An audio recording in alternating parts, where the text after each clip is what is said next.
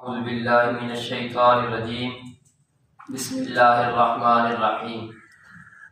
جب پرچم جان لے کر نکلے ہم خاک نشیں مقتل مقتل، اس وقت سے لے کر آج تلک جلات پہ ہیبت طاری ہے۔ کس زوم میں تھے دشمن اپنے، شاید انہیں معلوم نہ تھا یہ خاک وطن ہے جان اپنی، اور جان تو سب کو پیاری ہے۔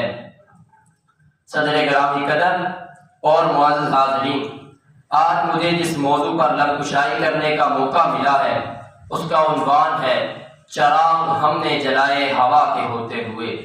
جناب والا، زندہ قومیں اپنے تاریخی ایام کو یاد رکھتی ہیں، وہ اپنے آباء و اجداد کے جلائے گئے چراغ کو ہوا کی تیز رفتاری سے بجھنے نہیں دیتی۔ جناب صدر، ہمارا وطن پاکستان وہ وطن نہیں جو وراثت میں اس میں بسنے والوں کو ملا ہو، بلکہ پاکستان کی بنیادیں استوار کرنے کے لیے متحدہ ہندوستان کے مسلمانوں کی ہڈیاں اینٹوں کی جگہ، گوشت گارے کی جگہ اور خون پانی کی جگہ استعمال ہوا۔ اتنی گراں قدر تخلیق کا اندازہ وہی لگا سکتا ہے جس نے طویل پاکستان میں اپنا تن من دھن، بیوی بچے اور بہن بھائی سب قربان کر دیے۔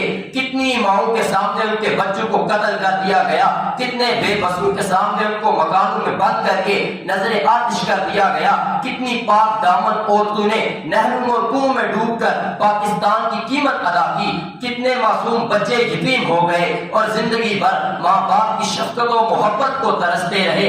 یوں ہی نہیں ملا ہمیں پاکستان، یوں ہی نہیں جلا آزادی کا چراغ، بلکہ شہیدوں کے لہو سے پاکستان کی ملت کا چراغ جلایا گیا۔ نہ ڈگمگائے کبھی ہم وفا کے رستے میں، نہ ڈگمگائے کبھی ہم وفا کے رستے میں، چراغ ہم نے جلائے ہوا کے رستے میں۔ جناب صدر، تخلیق عرض پاکستان 14 اگست 1947 کو ہمارے آباء و اجداد کی فکری کاوشوں اور عملی جدوجہد سے سر انجام پائی۔ جناب صدر، ہم دور مسائل کے بعد دور آزادی میں بھی ثابت قدم رہے اور ترقی کی منازل طے کرتے کرتے آگے آگے اور آگے بڑھتے چلے گئے۔ ہم جرأت و بہادری میں سلطان ٹیپو حیدر بنے، ولید کی تلوار بنے، فاروق کی للکار بنے، ہم شاعری میں شیرازی بنے، نغمہ گیری میں فردوسی بنے، ہم ساز بنے تو بلے شاہ، ہم سوز بنے تو وارث شاہ، ہم عقل میں سرمست سجل بنے، کرکٹ کے میدان میں عمران خان بنے، تعلیم کے میدان میں حضور ضیاء الامت بنے، تعلیم کے میدان میں حضور ضیاء الامت بنے۔